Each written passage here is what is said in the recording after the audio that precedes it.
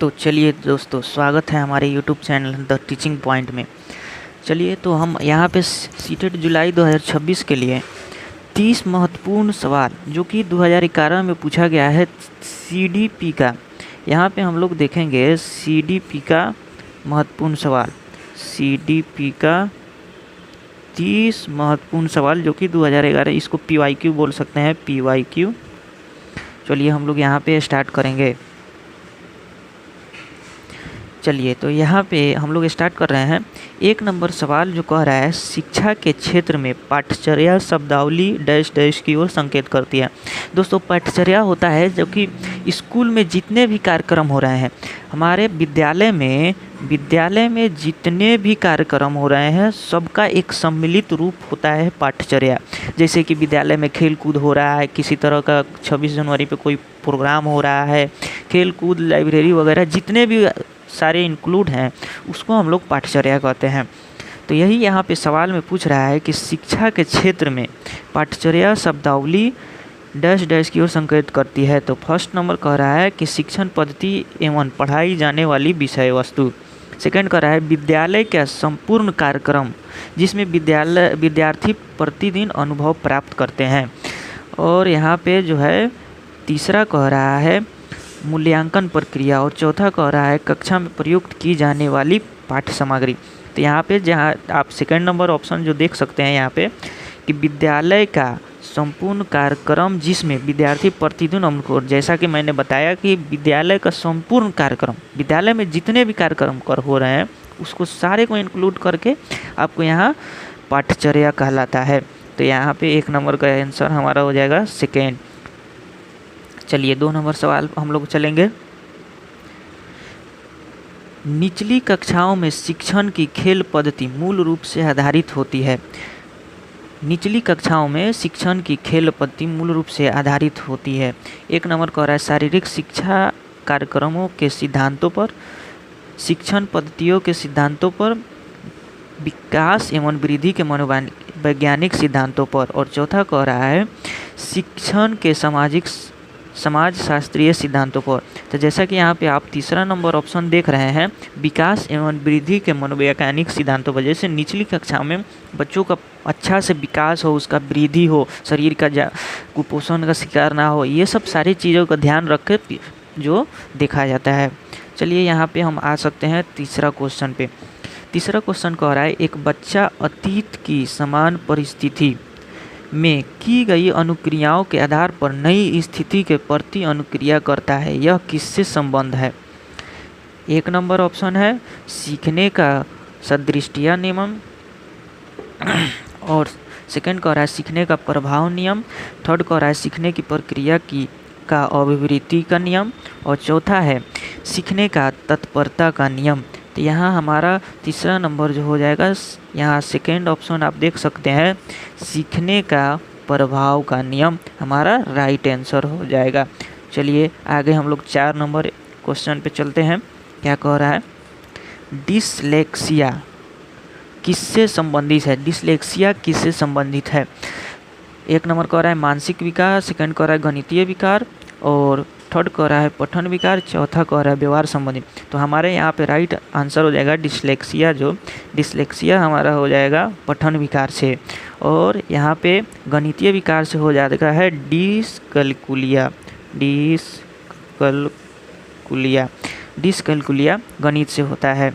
चलिए हम लोग आगे चलते हैं। 5 नंबर सवाल क्या कह रहा है, यहाँ पे देख सकते हैं विशेष आवश्यकता वाले बच्चों को शिक्षा उपलब्ध कराई जानी चाहिए।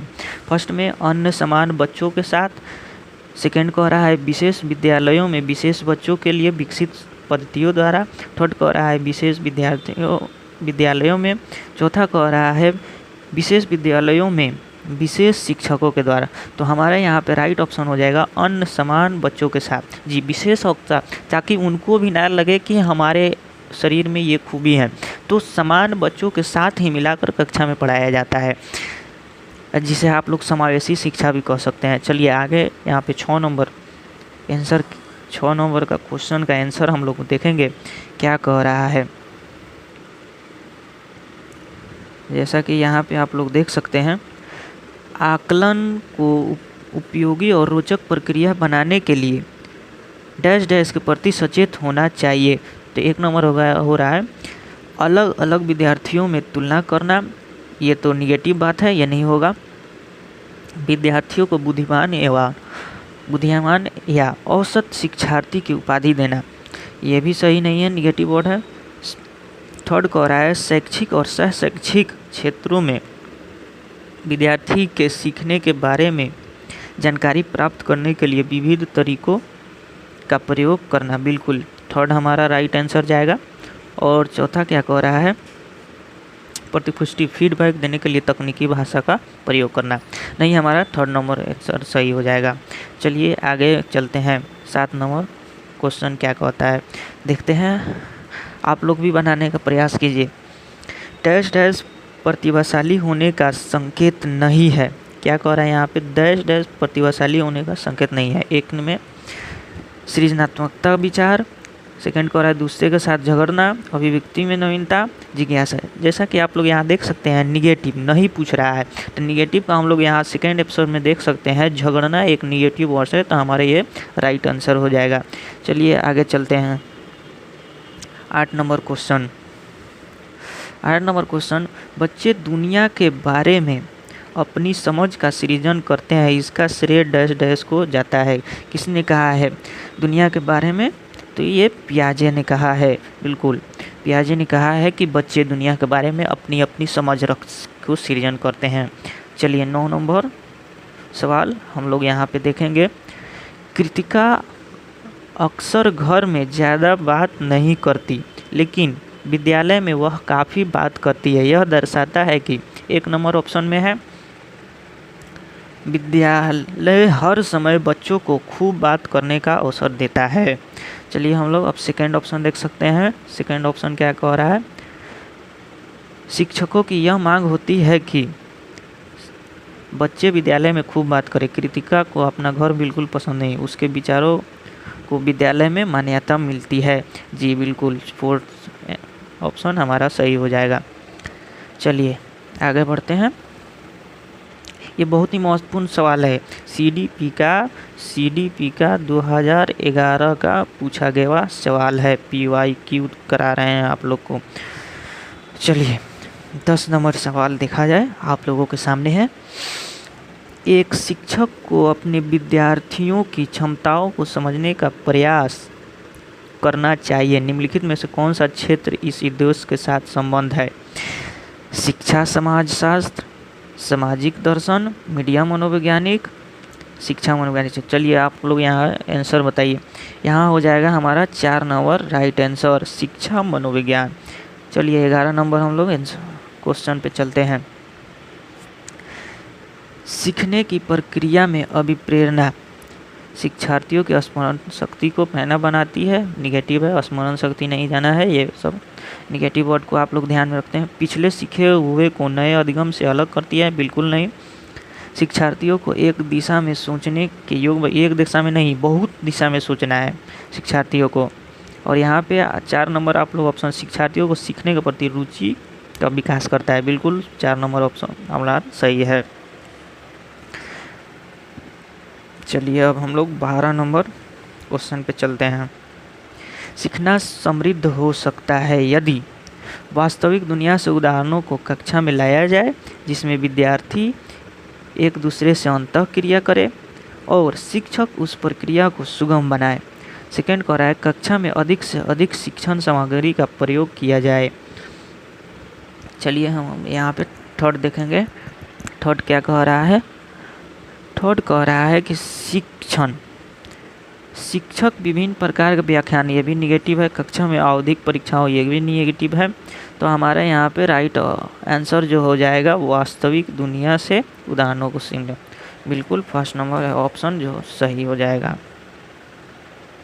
चलिए 13 नंबर हम लोग क्वेश्चन यहाँ पे देखेंगे। 13 नंबर क्वेश्चन क्या कह रहा है? निम्न में से कौन से कथन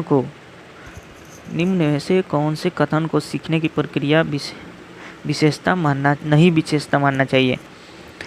शैक्षिक संस्थान एकमात्र स्थान है जहां अधिगम प्राप्त होगा। तो यहाँ पे एकमात्र शैक्षिक संस्थान नहीं है, तो यहाँ हमारा निगेटिव पूछ रहा है तो निगेटिव का आंसर निगेटिव हो जाएगा सही। सीखना एक व्यापक प्रक्रिया, ये तो पॉजिटिव है। सीखना लक्ष्योन्मुखी होता है, बिल्कुल। चलिए आगे चलते हैं 14 नंबर सवाल पे।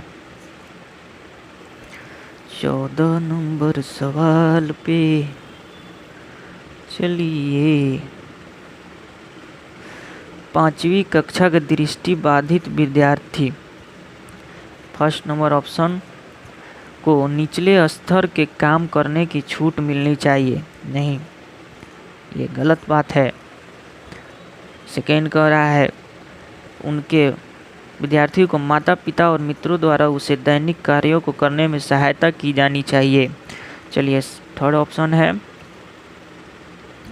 वो विद्यार्थी के साथ कक्षा में समान रूप से व्यवहार किया जाना चाहिए और श्रव्य सीडी के माध्यम से सहायता। बिल्कुल थर्ड नंबर हमारा ऑप्शन यहाँ पे जो है सही हो जाएगा। जैसा कि आप लोग देख पा रहे हैं, थर्ड नंबर आंसर सही हो जाएगा।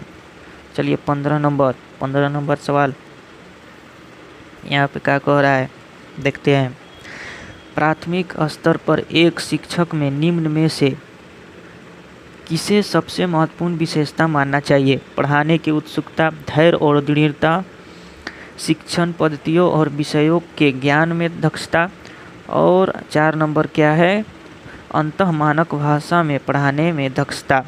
तो चलिए हमारा यहाँ पे जो राइट ऑप्शन दिख रहा है 15 नंबर, धैर्य और दृढ़ता। जी हाँ, धैर्य, अपने आप को पेशेंस बना के रखिए। चलिए 16 नंबर सवाल हम लोग करेंगे यहाँ पे। वह अवस्था जब बच्चा तार्किक रूप से वस्तुओं और घटनाओं के विषय में चिंतन प्रारंभ करता है, ये वह कौन सा अवस्था है? जीन पियाजे का आप लोग 4 स्टेज पढ़े होंगे, जिसमें संवेदी प्रेरक अवस्था, औपचारिक संक्रियात्मक अवस्था, पूर्व संक्रियात्मक अवस्था, मूर्त संक्रियात्मक अवस्था। तो ये जो क्वेश्चन पूछ रहा है ये कौन सा अवस्था में होगा? तो 16 का यहाँ पे हो जाएगा मूर्त संक्रियात्मक अवस्था, हमारा राइट ऑप्शन हो जाएगा। चलिए 17 नंबर तो काफ़ी बड़ा सवाल लग रहा है। एक शिक्षक अपने लोकतांत्रिक स्वभाव के कारण विद्यार्थियों को पूरी कक्षा में कहीं भी बैठने की अनुभूति देता है। बिल्कुल सही बात है। कुछ शिक्षार्थी एक साथ बैठते हैं और चर्चा करते हैं, बिल्कुल पॉजिटिव बात है। सामूहिक पठन करते हैं, कुछ चुपचाप बैठकर अपने आप पढ़ते हैं, एक अभिभावक को यह पसंद नहीं आता। इस स्थिति से निपटने का निम्न में से कौन सा तरीका सबसे बेहतर हो सकता है? चलिए 17 नंबर सवाल हम लोग देख सकते हैं कि अभिभावकों को प्रधानाचार्य से शिक्षक की शिकायत करना चाहिए। नहीं, बिल्कुल निगेटिव बात है। सेकंड में अभिभावकों को प्रधानाचार्य से अनुरोध करना चाहिए कि वो उनके बच्चों को अनुभाग बदल दे। नहीं, ये भी निगेटिव है। चलिए थर्ड नंबर आंसर क्या कह रहा है?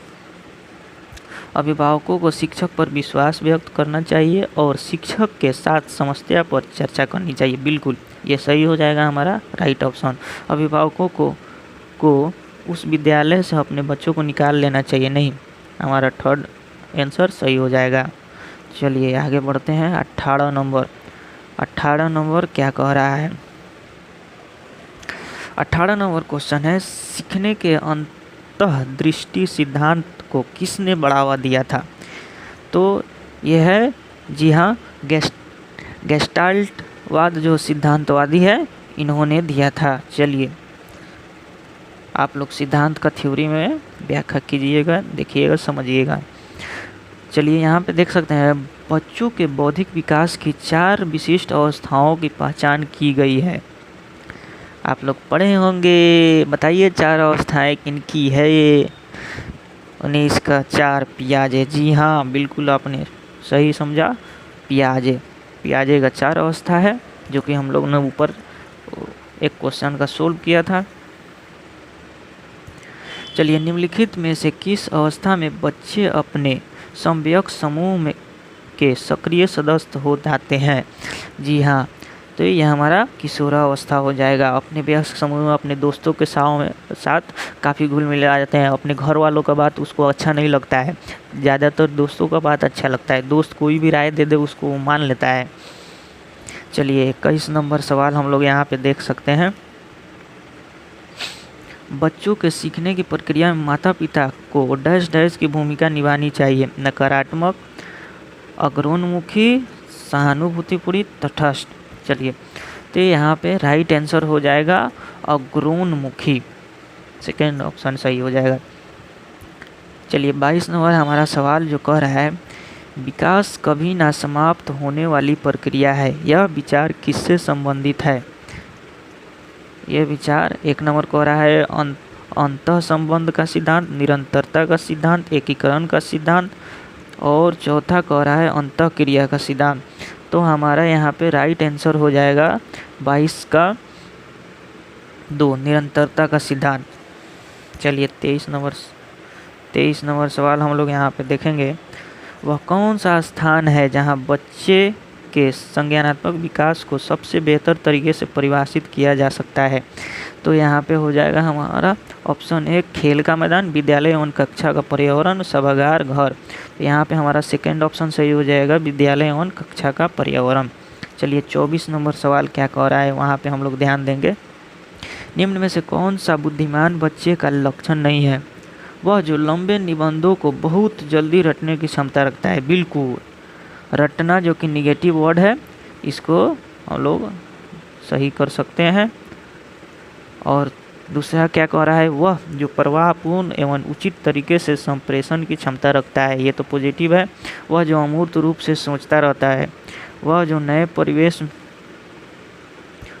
परिवेश में स्वयं को समायोजित करता है। तो यहाँ हमारा निगेटिव पूछा है, यहाँ देख सकते हैं निगेटिव पूछा है, तो यहाँ पे निगेटिव का आंसर निगेटिव हो जाएगा। चलिए अब 25 नंबर सवाल क्या कह रहा है, यहाँ पे हम लोग देखेंगे। डैश डैश को एक अभिप्रेरित शिक्षण का संकेतक माना जाता है। कक्षा में अधिकतम उपस्थिति, शिक्षक द्वारा दिया गया उपचारात्मक कार्य, विद्यार्थियों द्वारा प्रश्न पूछना, कक्षा में एकदम खामोशी। तो यहाँ पे हमसे पूछा है अभिरुचिक शिक्षक का संकेतक माना जाता है, तो जी हाँ, यहाँ पे विद्यार्थियों द्वारा प्रश्न पूछना। विद्यार्थी अगर प्रश्न पूछ रहे हैं तो बिल्कुल ये अभिप्रेरणा का सकारात्मक संकेतक माना जा सकता है। चलिए यहाँ पे अब हम लोग चलते हैं 26 नंबर सवाल। निम्न में से कौन सा बच्चे की सामाजिक मनोवैज्ञानिक आवश्यकताओं के साथ संबंध नहीं है? फिर यहाँ से हम लोग उनको निगेटिव पूछा है, तो निगेटिव ऑप्शन में ढूंढेंगे, निगेटिव ऑप्शन में हम लोग ढूंढेंगे। चलिए यहाँ पे सामाजिक अनुमोदन अथवा सराहना की आवश्यकता, संवेगात्मक सुरक्षा की आवश्यकता, शरीर से अपशिष्ट पदार्थों का नियमित रूप से बाहर निकलना, और यहाँ पे हो जाएगा सानिध्य संगति की आवश्यकता। तो 26 का हमारा बिल्कुल ये निगेटिव है, और निगेटिव थर्ड नंबर शरीर से अपशिष्ट पदार्थों, निगेटिव का आंसर थर्ड हमारा सही हो जाएगा। चलिए यहाँ पे हम लोग 27 नंबर सवाल देख सकते हैं क्या कह रहा है। मन का मानचित्र संबंधित है बोध समझ बढ़ाने की तकनीक से, साहसिक कार्यों की क्रिया योजन से, मन का चित्र बनाने से, मन की क्रियाशीलता पर अनुसंधान से। 27 नंबर का हमारा बिल्कुल 4 नंबर आंसर सही हो जाएगा। चलिए 28 नंबर क्या कह रहा है, 28 नंबर हम लोग देखेंगे। विशेष रूप से प्राथमिक स्तर पर विद्यार्थियों की सीखने संबंधी समस्याओं को संबोधित करने का सबसे बेहतर तरीका है अक्षमता के अनुरूप विभिन्न शिक्षण पद्धतियों का प्रयोग करना, महंगी और चमकदार सहायक सामग्री का प्रयोग करना, सरल और रोचक सहायक सामग्री का प्रयोग करना। यहाँ पे हमको सही लग रहा है, जो 1 नंबर बिल्कुल सही लग रहा है मेरे हिसाब से। आप लोग बताइए क्या जा रहा है, कहानी कथन पोस्टर। तो जी हाँ, यहाँ पे 1 नंबर सवाल सही हो जाएगा।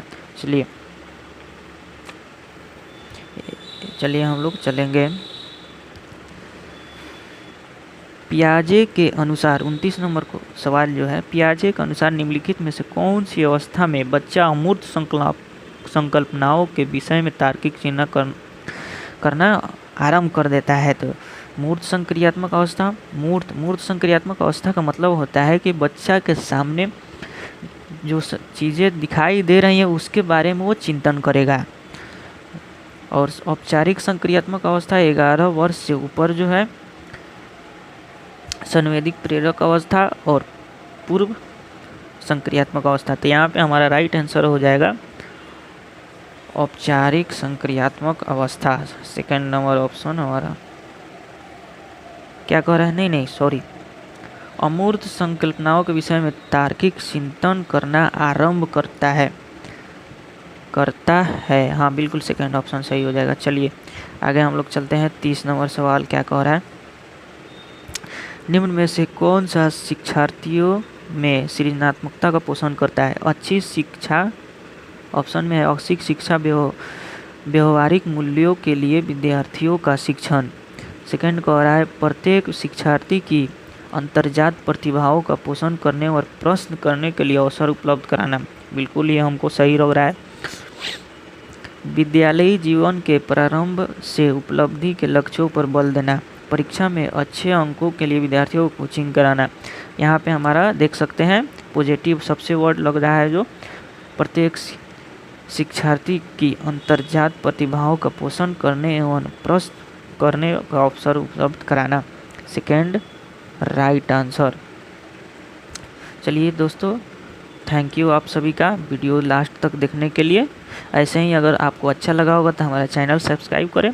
और मेन जो होता है सीटेट के लिए PYQ सोल्व करना है, तो मैं यहाँ पे सिर्फ आप लोग को क्वेश्चन दिखा रहा हूँ, आप लोग क्वेश्चन सोल्व करिए और ऑप्शन बता रहा हूँ। मैं यहाँ पे थ्योरी आप लोगों को नहीं पढ़ा रहा हूँ।